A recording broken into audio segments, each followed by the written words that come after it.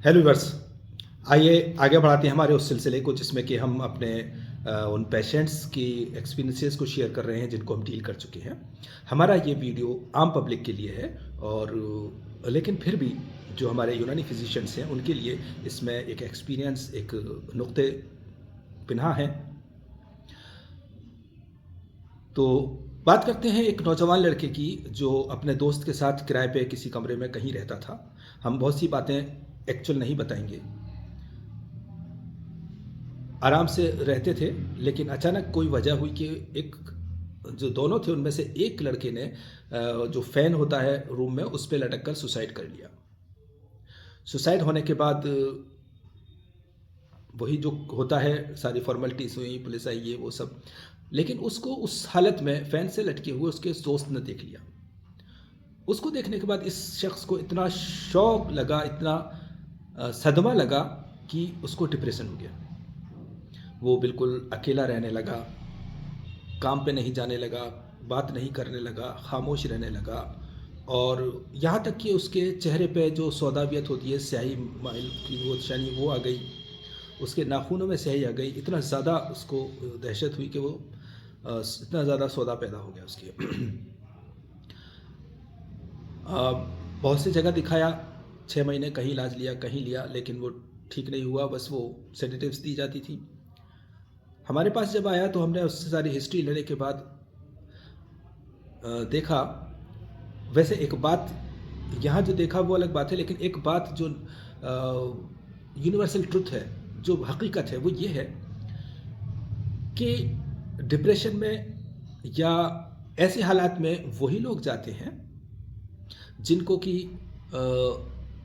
दिल कमज़ोर होता है और दिमाग भी कमज़ोर हो सकता है साथ में, लेकिन दिल का कमज़ोर होना लाजमी है। तो ऐसी कंडीशन वालों को, अब इस शख्स को हमने दिल की कमज़ोरी का भरपूर इंतज़ाम किया।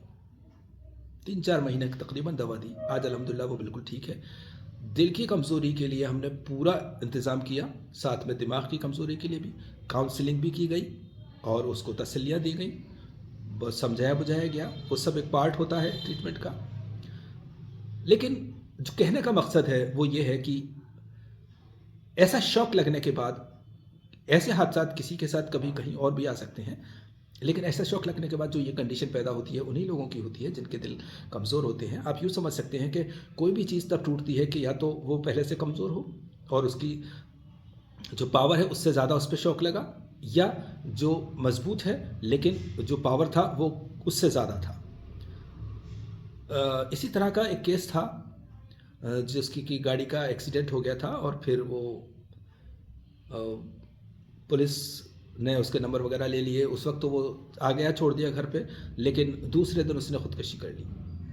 ये जो उसने नोट्स लिखा उसमें यही था कि मुझे पुलिस से बहुत डर लगता है, मुझे पुलिस पकड़ ले जाएगी, वो उसको मारेगी, इसलिए मैं ऐसा कर रहा हूँ, ये सब वगैरह वगैरह। तो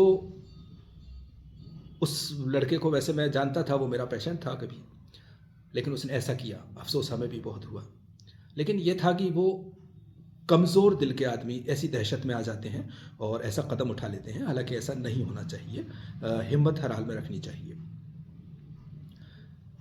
तो हमारे पेशेंट्स को हम जो दवाएं देते हैं दिल दिमाग की ताकत की वो तो है, लेकिन काउंसलिंग भी बहुत अच्छी करते हैं। उनको जो हिम्मत बनाते हैं, जो कॉन्फिडेंस पैदा करते हैं, वो एक बहुत ज़रूरी चीज़ है, बहुत ही ज़्यादा ज़रूरी चीज़ है। और ये चीज़ आपको आती है एक्सपीरियंस से। आपने बहुत सारे केस डील कर चुके होते हैं तो आपको पता होता है कि कहाँ कब किस पेशेंट को क्या गया था, तो उसका क्या इम्पैक्ट हुआ था, किस चीज़ को उसने पॉजिटिव लिया था, किसको नेगेटिव लिया था, किन वर्ड्स ने काम किया था। यहाँ पर वर्ड्स काम करते हैं, सेंटेंसेस या स्टोरीज नहीं, वर्ड्स का इम्पैक्ट होता है। तो आपके पास कुछ ऐसे वर्ड्स होने चाहिए जो उनको पे काम करें, इफेक्ट करें, जा करके वहीं पे जाके लगे जो जगह है इस चीज़ की। बहरहाल, तो इस तरह के केसेस हमारे पास डिप्रेशन्स के जो होते हैं उनको कभी कभी थोड़े डिफरेंस के साथ, लेकिन आम जो एक पहला उसूल है जो वो यही है कि दिल और दिमाग की ताकत का लिहाज रखा जाता है। फ़िलहाल इतना ही। अल्लाह हाफ़िज़।